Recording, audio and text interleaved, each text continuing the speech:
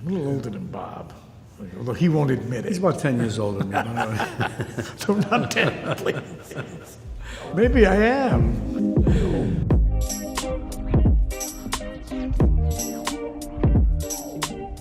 We met long before we ever got well known. Yeah. Whatever. Yeah, we met, I'll never forget it, 14th Street. Yeah. Huh? On 14th Street, he and I, we shared some friends together, and while I was walking, we were walking toward, I think it was First Avenue or something, and I saw Bob coming the other way, and he happened to know the people I was with, and they introduced us.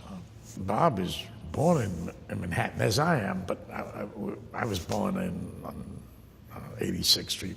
You were born downtown. Down the village, yeah. In the village. And I found that at that time, that was shortly after there was this real surge in Greenwich Village of all the cafes and coffee houses that did plays and poetry readings and stuff in the village, and jazz, and it was... We met at a poetry reading. Yeah, but we could have. We could. We could have. I mean, I went to a few of those readings. I didn't read there, but I would. They were pretty, pretty often. And I did plays there. Did you ever do a play down there? Once. In the cafes? Yeah. Well, it's a place called Bastiano's Cellar. It was near NYU, right on Waverly Place. Right. I did one at Cafecino. Cappuccino, yeah. Phase 2. That's a place that Woody Allen used to. He would do the bitter end. Remember the bitter Yeah. end? Yeah. And then a lot of that stuff. The cafes were great because when you would do 16 performances a week of a play, and after each performance we'd pass the hat around. That many performances? 16? Yeah, 16. Jesus, wow. How long was the play? Well, they usually were short. Short They're plays, usually yeah. one-act plays. And then we passed the hat around. That's how we ate. It was great. I really missed them. I do. They were okay. For him, they were okay, but for me, they were glorious. I had a great time.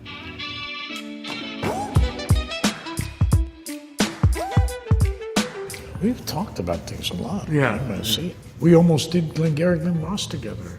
He was going to play the Levine role, and we were really into it. We were going to do it.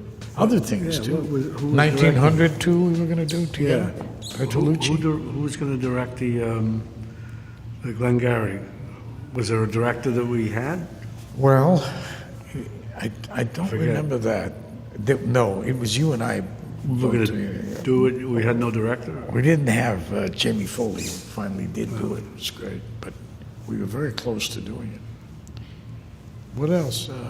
Pope of Greenwich Village That was, yeah. was another one we were very close to doing. And I remember we talked about, we were on the street one night outside of Cafe Central or something, and you were, I thought, this is how I remember, I could be wrong.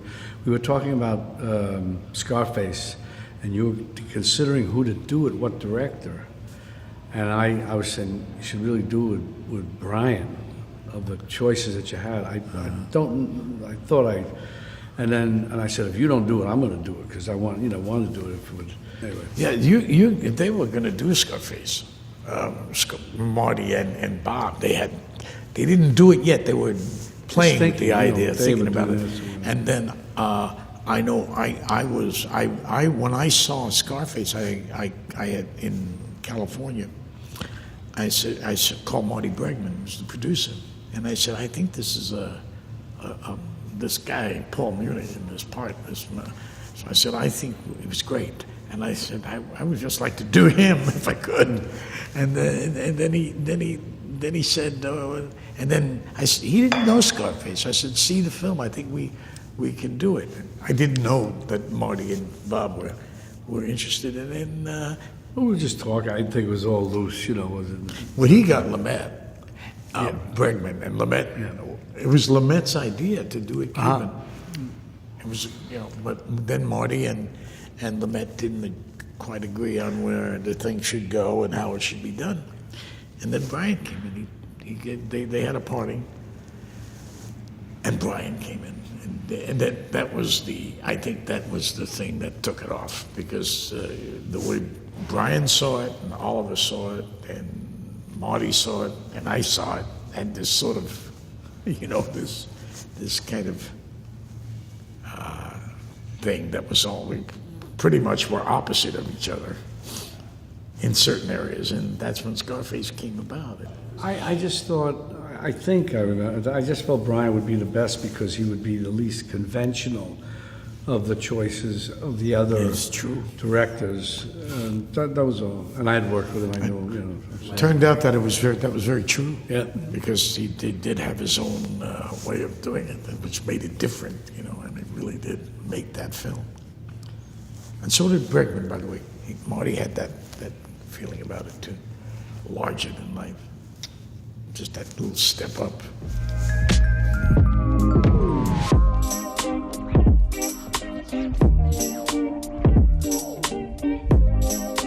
During the time of Godfather, the way I understand it, Francis wanted Al, but every actor was up for it.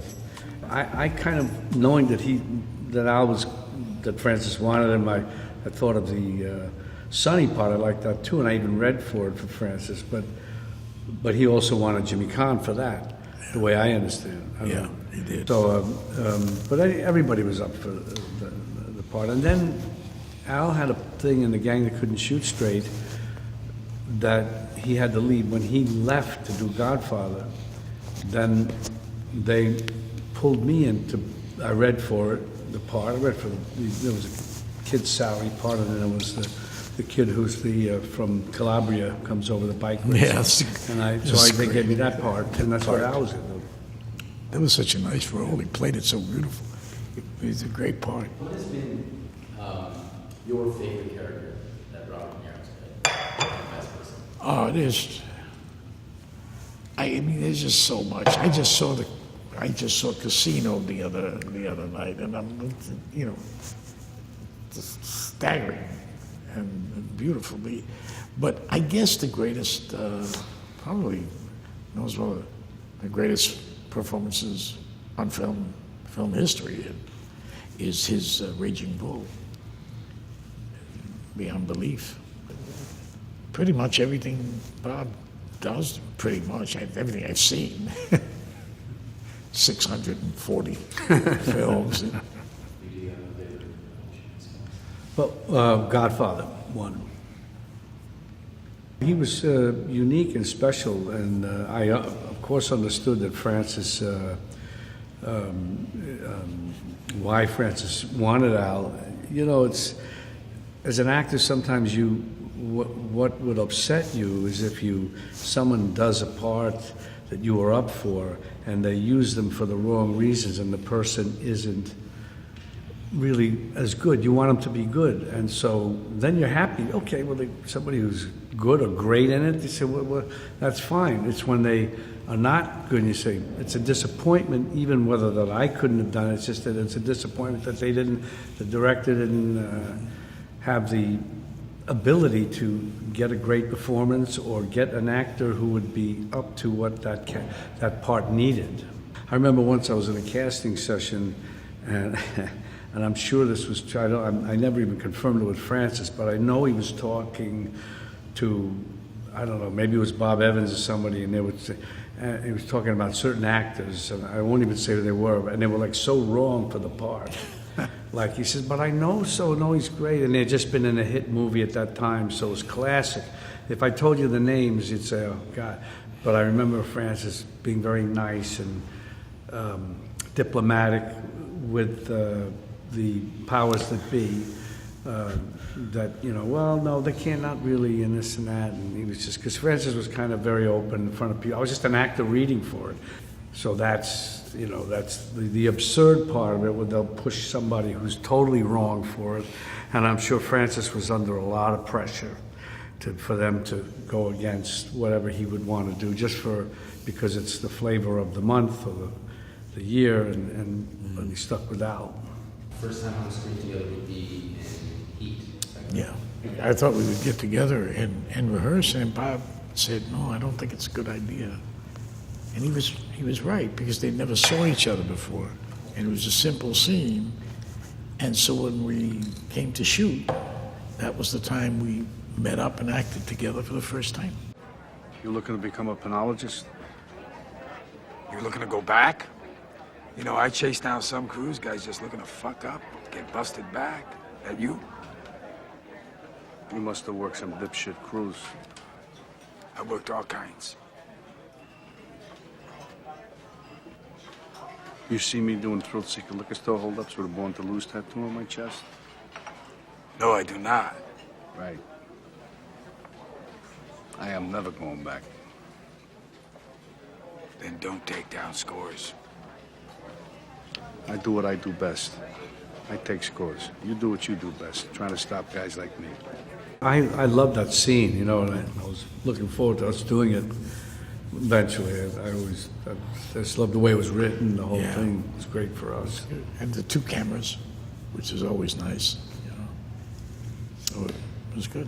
It's so great to be working with him, actually working with him now. Like most films, you know, they go through a lot of, they go through a lot of levels, and this started years ago. And I remember sitting with Marty and Bob in a hotel in L.A. talking about it, and that was like about 5 or 6 years before Before it happened, you and I, we walked over, and Marty was in the hotel. We had a meeting. It was really good, and I kept thinking it was going to come about sooner or later. But knowing about this stuff, because you know, you when you experience with it, you know that it's going to go through various incarnations, and then it'll finally find its way, and it did finally. Because it was going, you know, Marty was doing another project. I mean, I had something out. We all had something, but he was the driving force. We had to wait for him to be ready. Being the director, it takes more time. You're doing one movie, and once when I was passing through London, he was doing what's the movie with the 3D that he did with the Hugo, yeah. And so we talked, and he was just, it was there, and then I said, well, I want to get your permission, and then I got your permission, and then Joe Pesci's, that maybe from time to time we talk about it, because I'm very suspicious about that. And since it was so far off, we didn't have a date, because everybody wants to know when the start date would be. I said, Marty, Al, Joe, do you guys mind if I say it, or any of us can say it from time to time? Can I say that? Are we able to say that? Everybody's comfortable with that? Because with me, at times I'm always superstitious. You say it, and then it doesn't happen. That's happened to me. But I felt this one was one that we should put it out there. And even though things were still loose about commitment to time, then we had ups and downs of who's going to finance it, and then finally Netflix came and made it easy for all of us.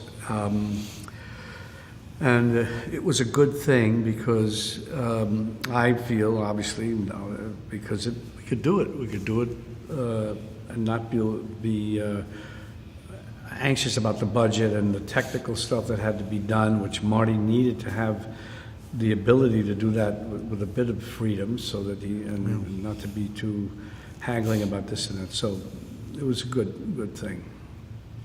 And also, I think the other thing was that you put together the reading. I mean, that was a big thing. You put together a reading of the film, and we had about 50 people were there. They were photographing it and everything, and they had Pesci, and they had some of the players in the film. Yeah, some of the actors. And you had Marty. And Marty heard it. I don't know, was Bobby Cannavale in Yeah, the he reading? was there, Bobby yeah. was there, Paul Herman. A lot of the people who were in it were, like, a lot of times I do it, and because, you know, Al got me onto it, is, for example, if we're considering doing a part or something, say, how about having a reading with the director, and not necessarily the actors who are going to be in it. Some will be in it, or maybe, but it's just a loose thing, and everybody understands that. And you just sit around, have a reading to kind of lift it off the page a little bit. And that reading could mean that you will commit or not commit or whatever, but just another sort of way of inching closer to project. So he started me on that. You get a sense of the project. I'll tell you something. I'll say it because I read aloud Pretty Woman, you know, with the young Julia Roberts.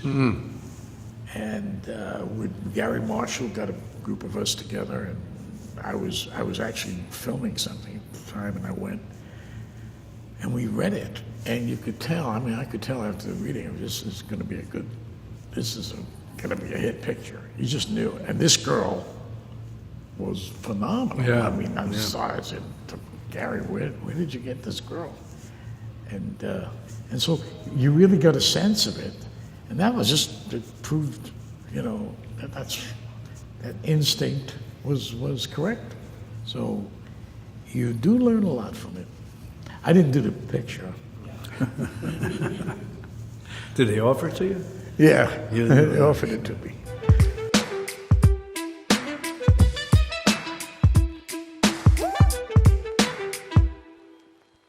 I think one of the things that we shared, which was really helpful, was we would talk to each other occasionally about our lives, because our lives were changed, you know, pretty radically from with all of a sudden being well known and stuff. So we would share that with each other, and it was very comforting. And at certain times, remember? Yeah. No. And he knows a lot about me, I'll tell you, and I know a lot about him. And so because we would, you know, and it was very helpful to me. Quite a few times, Bob has helped me out.